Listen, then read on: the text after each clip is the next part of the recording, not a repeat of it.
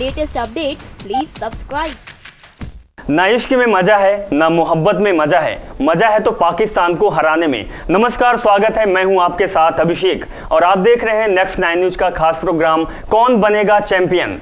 भारत ने बांग्लादेश को 9 विकेट से करारी शिकस्त दी है और अगला मुकाबला फाइनल में पाकिस्तान को होना है 18 जून को ओवल के स्टेडियम पे। अब देखना है कि कैसे भारत चैंपियन बनेगा या तो फिर मुकाबले में क्या होगा। और इसी में चर्चा करने के लिए हमारे साथ हैं editorial head admin Aman ji. Aman ji, आपका स्वागत है। Thank you Abhishek ji. अमन जी, कल के मैच में भारत एक बहुत बड़ी जीत हासिल किया है, 9 विकेट से जीत हासिल किया है। अगला मुकाबला पाकिस्तान से होने वाला है, तो आप क्या कहेंगे अगले मुकाबले के बारे में? देखिए, पहली बात बिल्कुल अगले मुकाबले का जिक्र आपने किया और सबको एक्साइटमेंट भी है कि मुकाबला कैसे होने वाला। लेकिन देखिए, उससे पहले अगर हम सेमीफाइनल की बात करें तो बहुत बड़ा मुकाबला था और देखिए जिस तरह से भारत ने आसानी से मुकाबला जीतने लग रहा था, प्रैक्टिस मैच को खेल रहे हैं और ये टीम का कॉन्फिडेंट है जो दिखा रहा है कि हमारी बैटिंग लाइनअप इतनी स्ट्रॉन्ग है, किसी भी गेंदबाजी की धज्जियां उड़ा सकती है। और ये खासकर तो टॉप के बैट्समैन हैं रोहित, शिखर और विराट, ये तो किसी भी गेंदबाजी के सामने बेहतरीन बैटिंग कर रहे हैं और दिखा रहे हैं कि वो काबिलियत इनके अंदर है कि जो मौजूदा चैंपियन ये है तो इसलिए नहीं है कि खाली कहने भर के लिए हो, बल्कि ये टीम है कि ये टीम उसको बरकरार रख सकती है खिताब को। और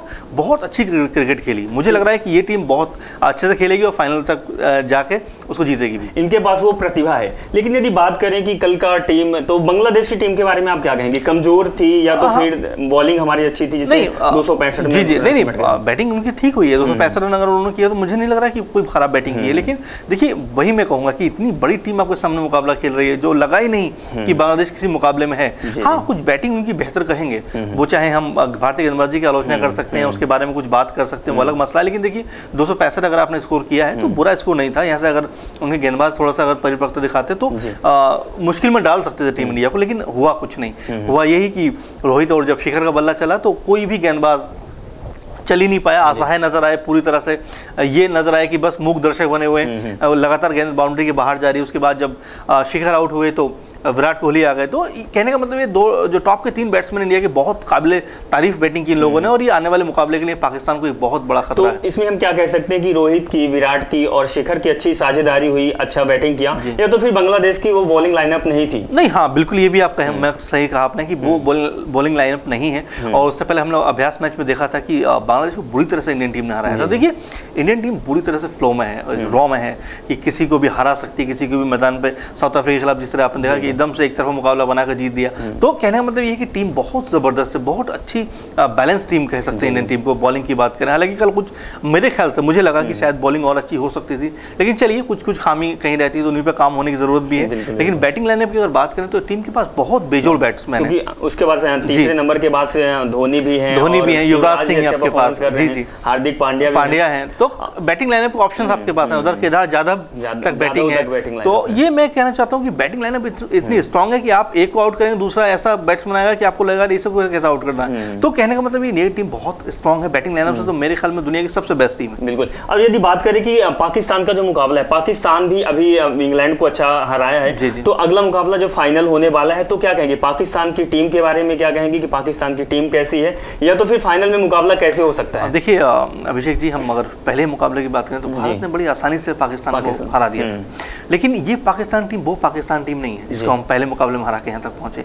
उसके बाद अगर आप देखेंगे तो उसने साउथ अफ्रीका जैसी मजबूत टीम को हराया, श्रीलंका को हराया, इसके बाद इंग्लैंड को हराया। तो मेरे ख्याल में ये टीम अब वो टीम नहीं है। यहाँ पर इनके पास अब ओपनिंग साइडर देखेंगे तो फखर जमाल है, अजहर अली है, वन डाउन में आपके पास बाबर आजम है, अगर मिडिल ऑर्डर की बात करें तो आपके पास हाफिज है, आपके पास शोएब मलिक है, सरफराज है। तो कहने का मतलब है कि बैटिंग लाइनअप बहुत स्ट्रॉन्ग नजर आ रहा है अभी पाकिस्तान का और निखर के सामने आई है। जिस तरह 2-3 नए प्लेयर हैं, बाबर आजम की बात कर सकते हैं आप, जमाल की बात कर सकते हैं। प्लेयर जो निकल के आ रहे हैं पाकिस्तान के लिए बहुत जबरदस्त चीज है। लेकिन अमन जी, ये जानना चाहता हूं कि आप जैसे बोले कि वो टीम नहीं है जो पहले थी, लेकिन पहले भी वो हार का सामना करती थी और आज भी सामना कर ही रही है। बिल्कुल, ये आपने बहुत अच्छी बात कही कि भारत के सामने कुछ नर्वस हो जाती है पाकिस्तानी टीम और इसका फायदा भारतीय टीम बिल्कुल लेना चाहेगी। देखिए, मनोवैज्ञानिक जो फायदा है वो भारत के पक्ष में कि लगातार किसी आईसीसी टूर्नामेंट में पाकिस्तान को जीतने नहीं दिया आज तक। और इस टूर्नामेंट में भी देखा कि पहले मैच में उन्होंने शिकस्त दी और बड़ी एक शाही अंदाज में शिकस्त दी। और वही चीज़ टीम इंडिया बरकरार रखना चाहेगी जाएगी और मुझे लग रहा है कि बड़ी आसानी से मुकाबला जीत लेगी, लेकिन हाँ हल्के में लेने की भूल ना करें, क्योंकि पाकिस्तान, मैं फिर कह रहा हूँ कि वो टीम नहीं है जिसको हम लोग पहले मैच में हरा। आपने बहुत अच्छा बोला कि हल्के में नहीं लेना चाहिए, क्योंकि श्रीलंका के साथ जब भारत का मुकाबला हुआ था तो कहीं ना कहीं उसको हल्के में, जाहिर सी बात है, और वो स्टेडियम वही था ओवल का, और अगला मुकाबला भी ओवल में होने वाला है। और अच्छा खासा स्कोर था उसमें, देखेंगे आप 300+ इंडियन रन किए थे वहां पर, लेकिन श्रीलंका के हाथों हार गए थे। और जबकि श्रीलंका में बहुत बड़े प्लेयर नहीं है, लेकिन बावजूद उसके टीम इंडिया ने शायद वो मतलब उस तरह से नहीं लिया मैच को, और उनको हार का सामना करना पड़ा। समझना चाहिए कि यदि मैच है, मैच में प्रतिद्वंदी है तो उसको वही समझना चाहिए और किसी को कम नहीं। जी, उससे बड़ी बात मैं कहूँ अभिषेक जी, गेंदबाजी पाकिस्तान के समय बहुत बेहतर है। आपके पास बहुत सारे ऑप्शन, जुनैद है आपके पास, आपके आमिर है आपके पास, हसन अली है, शादाब हैं, तो कई सारे आपके पास ऑप्शन है, और अच्छा भी कर रहे हैं सब लोग मैदान पे।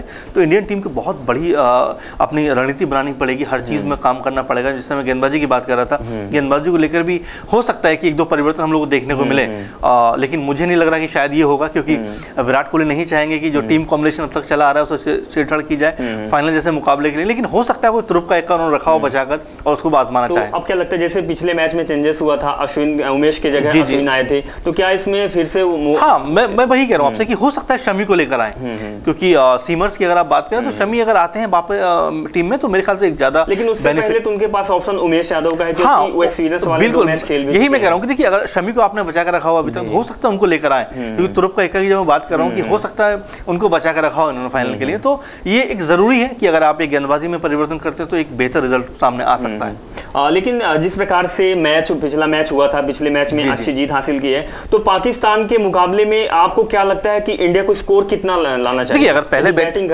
बैटिंग करते हैं तो देखिए मैं फिर वही कहूंगा कि श्रीलंका के खिलाफ हमने 300+ रन किए और वहां पर भी हमें हार मिली। तो एक बहुत सारी चीजें देखनी पड़ेंगी इसमें। देखिए सिर्फ यही नहीं कि हम अगर 300+ रन बना रहे हैं तो हम जीत हमारी निश्चित हो गई। विपक्षी टीम को हम लोग कमजोर नहीं आंक सकते, जैसे मैंने बताया आपको कि कई सारे बैट्समैन पाकिस्तान के जो इस बीच उभरे हैं और अच्छा लगातार कर रहे हैं। अजहर अली की बात कर सकते हैं, लगातार बैटिंग बढ़िया कर रहे हैं, जमाल अच्छी बैटिंग कर रहे हैं, वन डाउन में बाबर आजम अच्छी बैटिंग कर रहे हैं, हाफिज ने भी अच्छे खासे रन पिछले मैच में की, शोएब मलिक उनके पास ऑप्शन है, सरफराज ने बड़ी अच्छी बैटिंग की थी सेमीफाइनल मुकाबले में। तो मेरे ख्याल में एक बहुत बढ़िया टीम है पाकिस्तान के पास भी, लेकिन भारत से मुकाबला जब होता है तो मेरे ख्याल से नर्वस हो जाते हैं और उस नर्वस का होने का फायदा भारत को मिलता है। भारतीय टीम जाएगी मेरे ख्याल से। यदि अमन जी आंकड़ों की बात किया जाए तो पाकिस्तान जितने भी इंडिया से मुकाबला हुआ तो किसी मुकाबले में वो जीता नहीं है। हाँ, इसी मुकाबले में नहीं जीता है, सही बात। में हारी उसको झेलनी पड़ी है।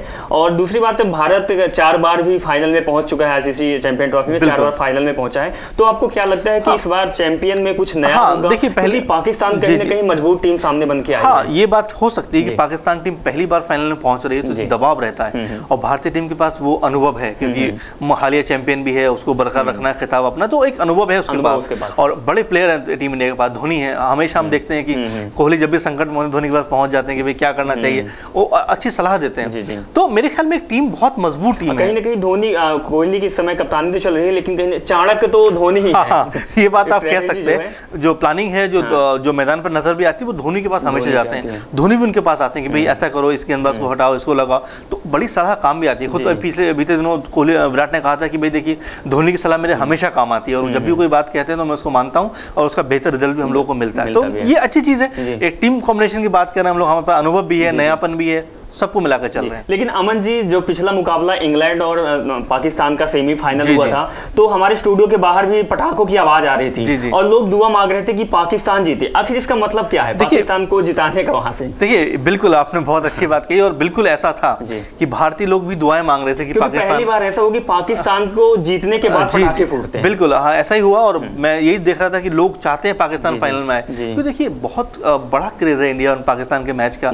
दोनों देश जब मैदान पे आते हैं और जब आएंगे तो मेरा ड्रीम्स एक ड्रीम का जैसा फाइनल है कि क्या भारत पाकिस्तान इस तरह से आ सकते हैं। 2007 में जब हम देखे T20 वर्ल्ड कप में तो बड़ा एक्साइटमेंट था लोगों के अंदर, हर जगह सिर्फ यही मैच की चर्चा थी कि भारत पाकिस्तान के बीच मुकाबला होने वाला है, वो फाइनल होने वाला है। तो एक अलग सा क्रेज पैदा हो जाता है, सिर्फ भारत पाकिस्तान में नहीं बल्कि पूरी दुनिया की बात। वर्ल्ड कप के सेमीफाइनल की बात किया जाए, वहां भी हर मैच में ऐसा होता है। और देखिए ये तो फाइनल है, फाइनल मुकाबले में दोनों टीमें सामने होंगी तो बहुत उत्साह बढ़ने वाला है। बिल्कुल बिल्कुल। तो आपको क्या लगता है यदि फाइनल के मैच में जैसे शिखर धवन और रोहित शर्मा की अच्छी साझेदारी हुई तो इनको क्या पार्टनरशिप कितने तक जाना चाहिए? देखिए बहुत अच्छी पार्टनरशिप कर रहे हैं अभी तक ये लोग, मेरे ख्याल से 100+ तो करना ही चाहिए। जिस तरह के फॉर्म है, जिस तरह का दोनों बैट्समैन क्रिकेट खेल रहे हैं, देखिए आधार अगर मजबूत है आपका तो आने वाले बैट्समैन उसको के ऊपर अच्छा खेल सकते हैं, और क्योंकि आपके पास एक स्कोर चिपका हुआ है कि 100+ है, तो आप आसानी से रन कर सकते हैं। लेकिन वहां पर शुरू में विकेट खो देते हैं आप, तो बड़ा मुश्किल होता है संभालना। लेकिन ओवल की पिच की बात की जाए तो वहाँ स्पिनर को ज्यादा फायदा मिल रहा है, तो हो सकता है अश्विन और जडेजा दोनों को रखकर खेलें, वो